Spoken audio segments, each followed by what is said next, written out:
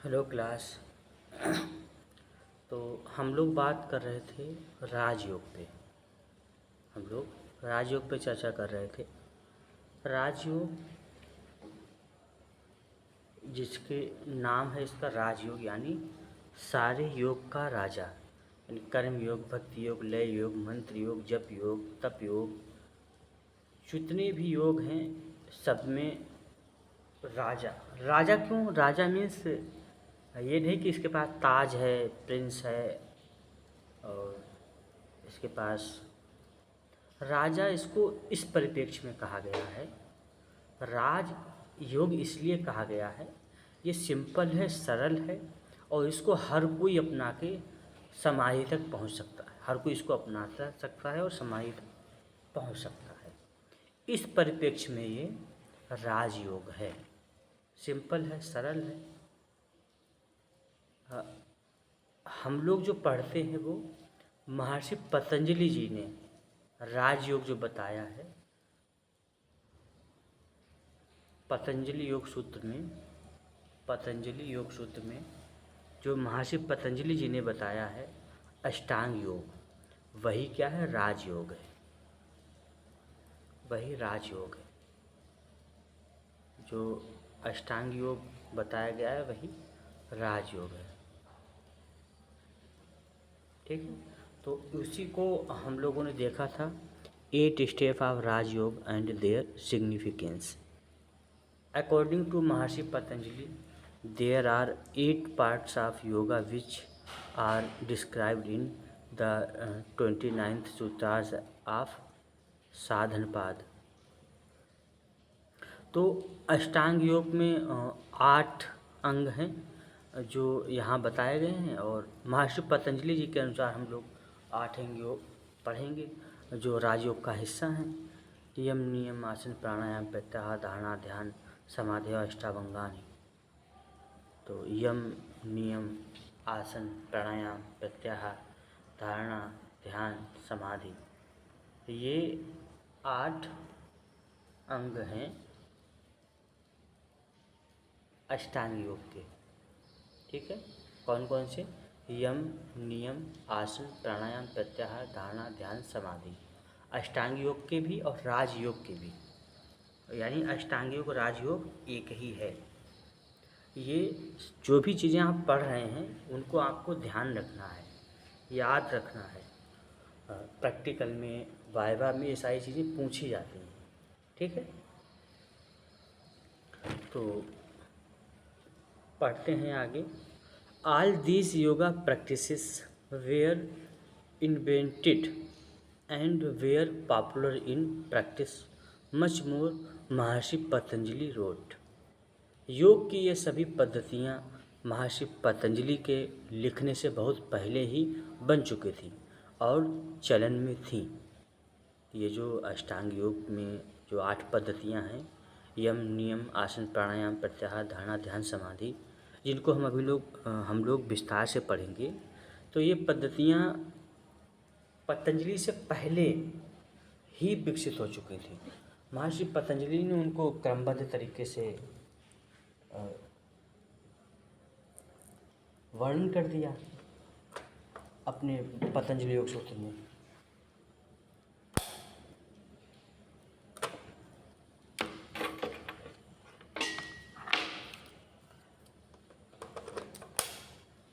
तो hence he was not the inventor of these practices, but rather summarized these practices and gave them the form of sutras, which are very scientific and practical. इसलिए वे इन पद्धतियों के आविष्कारक नहीं थे, यानी महर्षि पतंजलि जी ने इसका आविष्कार नहीं किया अष्टांग योग का, बल्कि उन्होंने इन पद्धतियों को संक्षेप में प्रस्तुत किया और इन्हें सूत्रों का रूप दे दिया, और एक साइंटिफिक और प्रैक्टिकल दोनों तरीके से समझाया।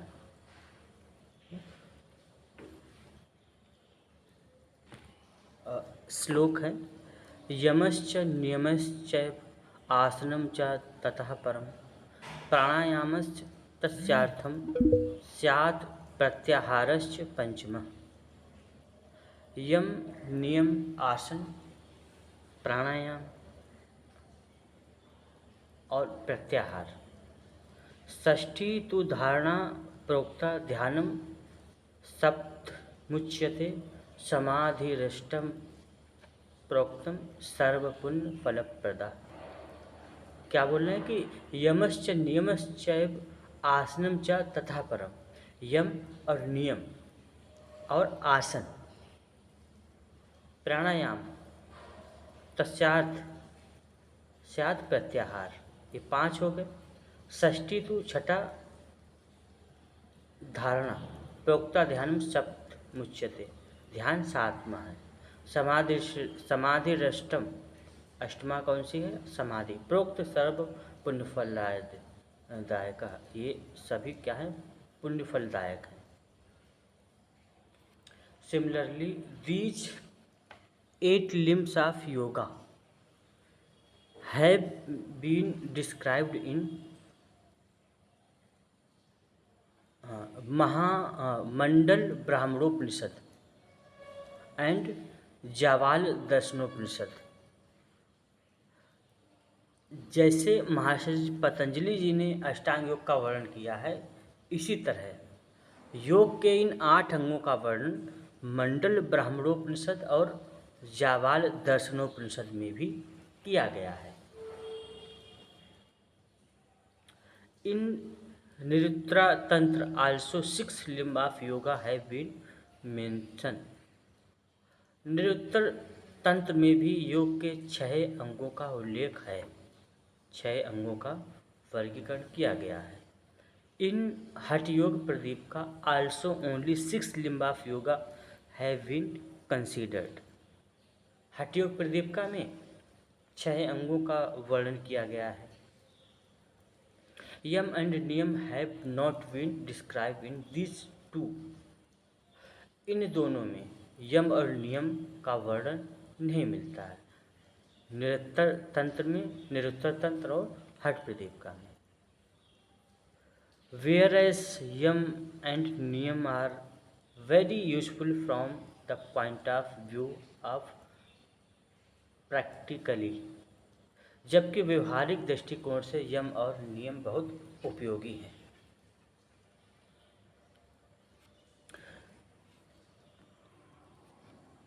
यम and niyama play an important role in removing oneself from the bondage of the external world, the attachment of society and family, and molding oneself according to योग साधना। यम और नियम बाहरी दुनिया के बंधनों यानी समाज और परिवार के मोह माया से खुद को अलग करने और खुद को योग साधना के अनुसार ढालने में महत्वपूर्ण भूमिका निभाते हैं। महत्वपूर्ण भूमिका निभाते हैं कौन? यम नियम। ये हमें बाहरी दुनिया के बंधन से और समाज से, परिवार के मोह माया से खुद को कैसे अलग किया जाए, ये सिखाते हैं। उनमें रहना भी, उनसे अलग भी रहना है, सारी चीज़ें। While fulfilling his family and social responsibilities, a person remains surrounded by greed, attachment, anger, laziness, violence, love, hatred, etc. Therefore, it is necessary for a person to control his conduct and behavior first, and for this control, yam and niyam have to be adopted practically। पारिवारिक और सामाजिक जिम्मेदारियों को पूरा करते हुए व्यक्ति लालच, मोह, क्रोध, आलस्य, हिंसा, प्रेम, घृणा आदि से घिरा रहता है। यानी पारिवारिक और सामाजिक जिम्मेदारियां निभाता है। और यदि आप परिवार में, समाज में रहते हैं तो आप में लालच है, मोह है, क्रोध है, आलस्य है, हिंसा है, प्रेम है, घृणा है, ये कम या ज़्यादा मात्रा में आ ही जाती हैं, मतलब सभी में देखी गई हैं। ऐसा नहीं कि ये परिवार में रहते हुए सारी चीज़ें नहीं होती, होती हैं। और ऐसा मतलब ऐसे बहुत कम उदाहरण हैं कि परिवार में रहते हुए और ये सारी चीज़ें ना हों। जैसे राजा जनक है, भगवान कृष्ण है, सारी लीलाओं करते हुए भी सबसे बड़े योगी थे, शिव है। तो हम परिवार में रहते हुए लालच, मोह, क्रोध, आलस्य, हिंसा, प्रेम, घृणा आदि से घिरे रहते हैं। इसलिए व्यक्ति के लिए सबसे पहले अपने आचरण और व्यवहार को नियंत्रित करना आवश्यक है।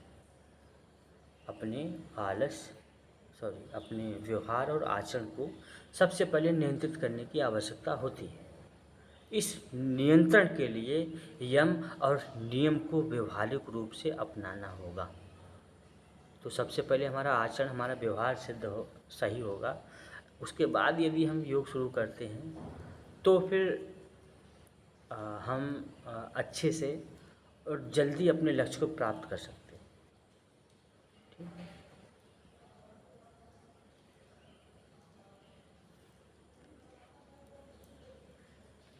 Only then does the feeling of a seer arise in us। तभी हमारे भीतर दृष्टा यानी साक्षी का भाव जागृत होगा। जब हम यम और नियम क्या है, अभी हम लोग इसको विस्तार से पढ़ेंगे, फिलहाल बता देते हैं। यम में 5 प्रकार होते हैं। यम के अंतर्गत आता है अहिंसा, सत्य, अस्तेय, ब्रह्मचर्य, अपरिग्रह। आपको अहिंसा का पालन, सत्य का पालन, अस्तेय चोरी ना करना, ब्रह्मचर्य, अपरिग्रह यानी ज़रूरत से ज़्यादा चीज़ें इकट्ठी ना करना, ये सारी चीज़ें इनका पालन करना है।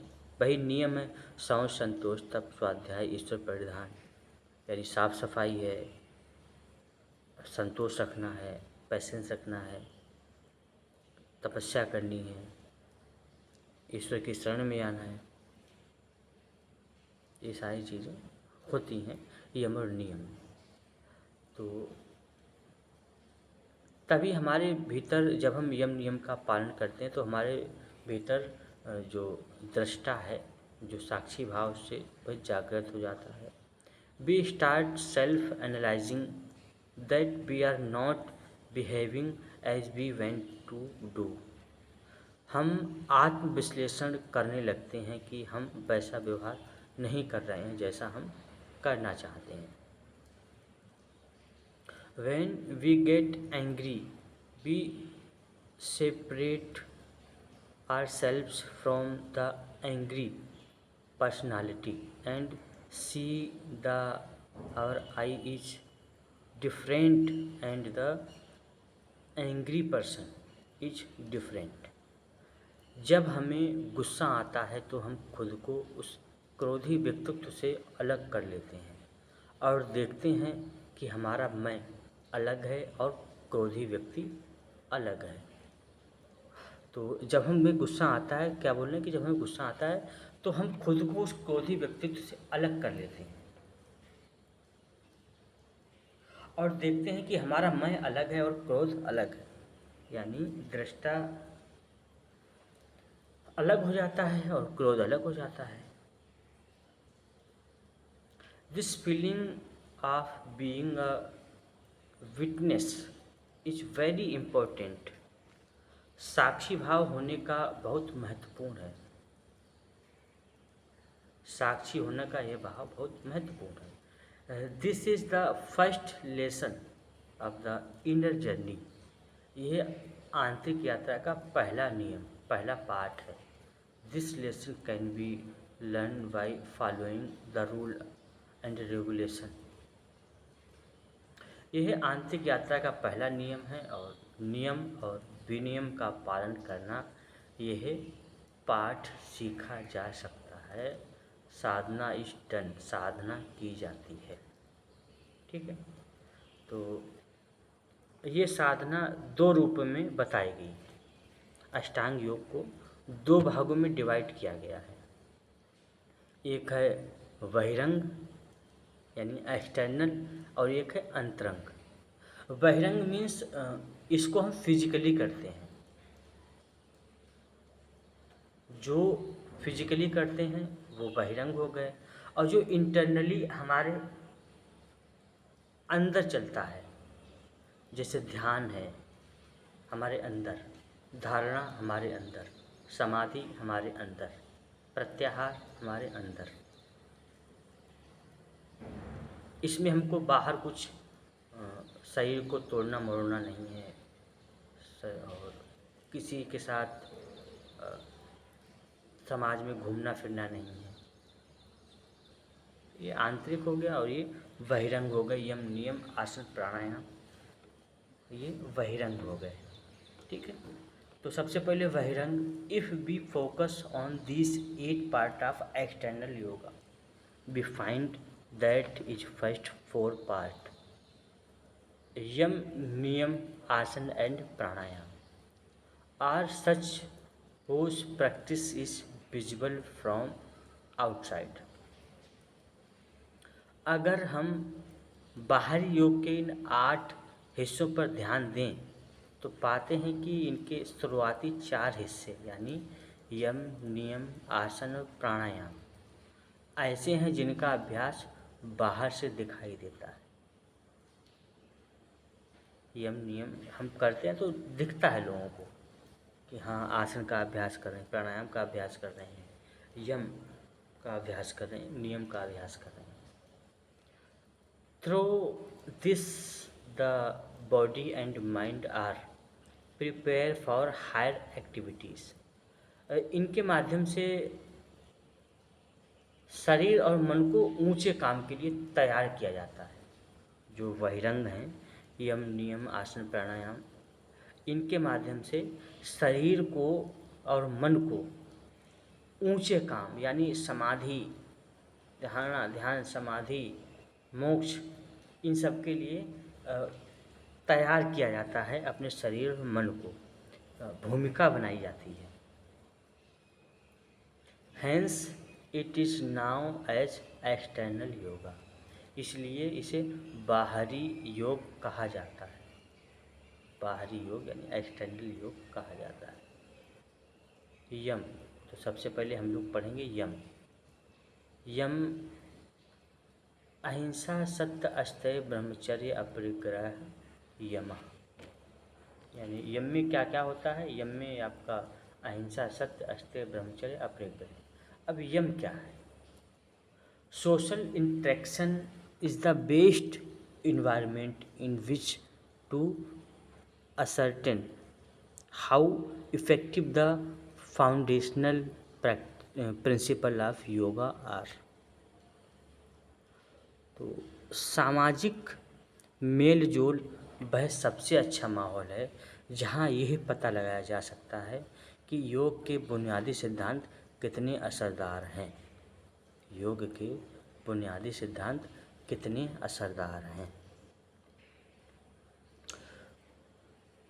तो समाज में यदि हम रहते हैं, सामाजिक परिवेश में रहते हैं, तभी हम पता लगा सकते हैं कि जो योग के पहले हिस्सा है यम अहिंसा सत्य अस्थेय ब्रह्मचर्य अपरिग्रह यम नियम, ये सारी चीज़ें ये कितनी असरदार प्रिंसिपल हैं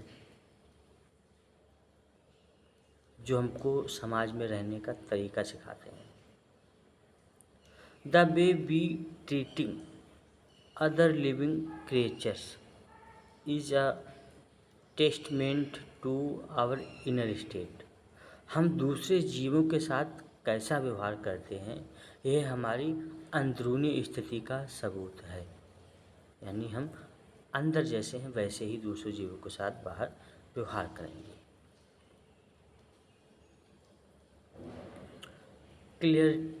Clarity in our heart mind manifests as qualities such as kindness, compassion, selfness and keep judgment।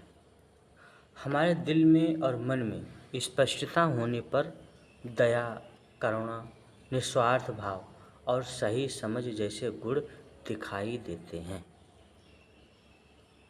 यदि हमारा मन स्पष्ट है, मन प्रसन्न है, तो हमारे मन में दया, करुणा, निस्वार्थ भाव, सही समझिए सारे गुण दिखाई देंगे। On the other hand, cloudiness reveals itself as malice, selfness and poor judgment. दूसरी ओर मन में उलझन या अस्पष्टता होने पर द्वेष, स्वार्थ और गलत समझ जैसे भाव सामने आते हैं। गलत, यदि मन में घृणा है, उलझन है, स्पष्टता है, द्वेष है, तो समझ भी दूसरी तरह से वैसे ही भाव हमारे अंदर आएंगे। यम मीन्स रेगुलेशन, कंट्रोल और रेस्ट्रेंट। यम का अर्थ है नियमन, नियंत्रण या संयम। ईच यमा is a guideline for behaving in a benevolent manner toward other, so as the support the process of quickly turning inward and discovering our true nature. हर यम दूसरों के प्रति भलाई से भरा व्यवहार करने के लिए एक दिशा निर्देश है, ताकि हम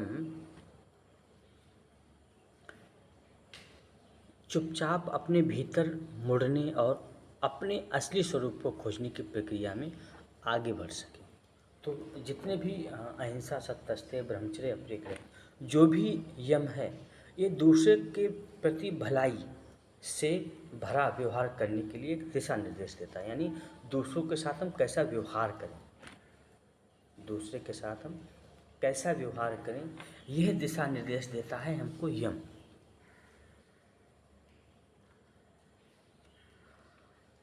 यदि जब हम दूसरों से अच्छा व्यवहार करेंगे तो मन में किसी तरह का कोई द्वेष, ये क्रोध, गुस्सा, ये सारी चीज़ें नहीं होंगी, तो हम चुपचाप अपने भीतर मुड़ सकते हैं और अपने असली स्वरूप को खोजने में, असली स्वरूप को खोजने की प्रक्रिया में आगे बढ़ सकते हैं। They are listed below and will be explored in individual chapters. इन्हें नीचे बताया गया है और अलग अलग अध्याय में इनके बारे में विस्तार से चर्चा की जाएगी। तो यम अहिंसा, non violence yama, satya truthfulness yama, asteya not talking from others yama, brahmacharya conservation of vital energy yama, aparigraha non hoarding, non possessiveness yama. तो 5 यम हैं। अहिंसा यानी नॉन वायलेंस, सत्य यानी ट्रूथफुलनेस, अस्तेय यानी not talking from others, taking, not talking, taking from others यानी दूसरे की चीज़ें नहीं लेंगे, जो चीज़ें हमारी नहीं हैं दूसरे की चीज़ें नहीं लेंगे, चोरी नहीं करेंगे। ब्रह्मचर्य यानी एनर्जी को बचाएंगे, vital energy conservation of. Aparigraha non hoarding, non possessiveness यानी चीज़ें जो हैं ज़रूरत से ज़्यादा इकट्ठी नहीं करेंगे। इनको एक एक करके विस्तार से पढ़ेंगे। The first and foremost yama is non violence toward other creators. सबसे पहला और मुख्य यम है दूसरे जीवों के प्रति अहिंसा। दूसरे जीव यानी अभी इसका मतलब ये नहीं कि मनुष्य से हिंसा करनी है, नहीं, मनुष्य के अलावा भी जितने भी गाय, बिल्ली, गधा, घोड़ा, कुत्ता, बिल्ली, जितने भी चींटी, हाथी, घोड़ा, ज़मीन पे चलने वाले जो भी जीव हैं जो हमको दिखाई नहीं देते चलते फिरते, सांप हैं, स्नेक है, चींटी है, मक्खी है, मच्छर है, जो भी जीव हैं उनके प्रति अहिंसा का भाव रखना, या उनके प्रति किसी तरह की हिंसा ना रखना। Truthfulness when practice alongside non violence creates a powerful force for goodness in the world. जब अहिंसा के साथ साथ सत्य का भी पालन किया जाता है तो दुनिया में अच्छाई के लिए एक शक्तिशाली शक्ति पैदा होती है, शक्तिशाली शक्ति पैदा होती है। Not taking from others relates to truthfulness in term of honesty. दूसरों से ना लेना, अस्त्य यानी जो चीज़ हमारी नहीं है उसको नहीं लेना, ज़रूरत से ज़्यादा ना लेना। ईमानदारी के साथ, ईमानदारी के मामले में सत्य से जुड़ा है truthfulness. Conservation of vital energy means practising moderation by being responsible with our sexual behaviour. जीवन ऊर्जा को बचाकर रखने ब्रह्मचर्य का अर्थ है अपने यौन व्यवहार के प्रति जिम्मेदार होकर संयम बरतना। मीन्स सेक्सुअल एक्टिविटी में ज़्यादा नहीं रहना। Finally reigning in the desire to accumulate too many possessions not only helps our environment but also allow us more time to devote to contemplation and practice। आखिर में बहुत ज़्यादा चीज़ें जमा करने की इच्छा पर काबू पाना, यानी अपरिग्रह, ज़रूर से ज़्यादा चीज़ें इकट्ठी नहीं करनी है। तो बहुत ज़्यादा चीज़ें इकट्ठे करने पे काबू पाना न केवल हमारे पर्यावरण के लिए अच्छा है बल्कि हमें चिंतन और अभ्यास के लिए समय भी देता है। यानी जितनी ज़्यादा चीज़ें रहेंगी उतना ज़्यादा आपकी उनकी देखभाल में समय आपको गंवाना पड़ेगा। तो जितनी कम चीज़ें रहेंगी उतना आपको समय मिलेगा और आप अच्छे से कार्य कर पाएंगे। Each yam is considered a great vow, a universal ethic not limited by social class, place, time or circumstance।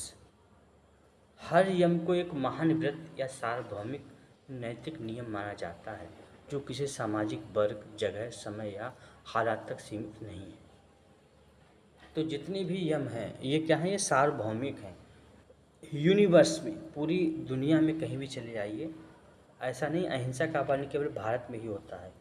Pakistan, China, America, हर जगह अहिंसा का पालन होता है। सत्य ऐसा ही नहीं कि यहीं पे बोलना है, पूरी दुनिया में आप कहीं भी जाइए हर जगह सत्य बोलना है। और सबको सब बोलते हैं, अदर कंट्री के लोग भी सत्य बोलते हैं। तो इसीलिए इनको क्या बताया गया, ये सार्वभौमिक है, ये नियम हर जगह लागू होते हैं, हर किसी पे लागू होते हैं। practicing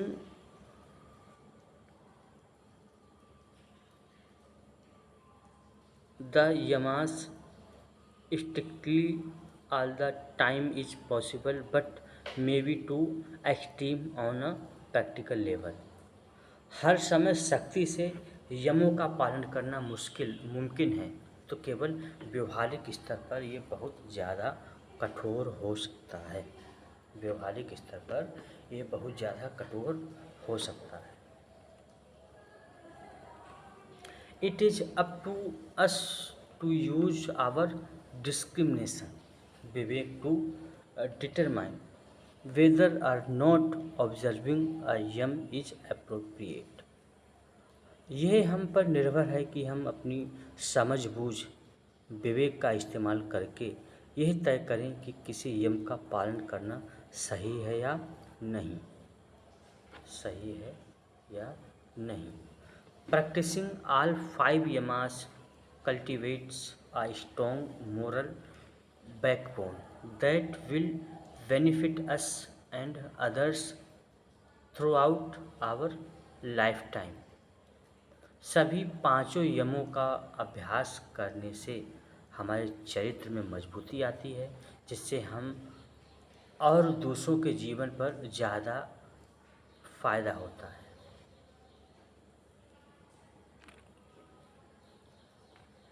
difficult situation can test our ethical fortitude. मुश्किल हालात हमारी नैतिक मजबूती की परीक्षा ले सकते हैं। The yamas are to be taken seriously and practiced moment to moment। यमों को गंभीरता से लेना चाहिए और हर पल इसका पालन करना चाहिए। When we maintain our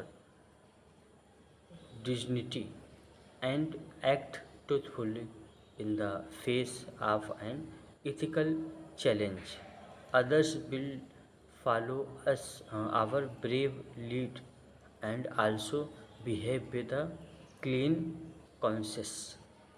जब हम किसी नैतिक चुनौती के समय अपनी गरिमा बनाए रखते हैं और सच्चाई से काम करते हैं, तो दूसरे भी हमारे साहस का अनुसरण करते हैं और साफ ज़मीर के साथ व्यवहार करते हैं। ठीक है, तो ये एक मोटा मोटा बताया गया है यम के बारे में, अहिंसा, सत्य, अस्तेय, ब्रह्मचर्य, अपरिग्रह के बारे में। अगली क्लास में हम इसको एक एक को अहिंसा अलग पढ़ेंगे, अहिंसा क्या होती है, सत्य क्या होता है, ब्रह्मचर्य क्या है, इनको विस्तार से पढ़ेंगे। ठीक है, आज की क्लास को यहीं तक रखते हैं। Okay class.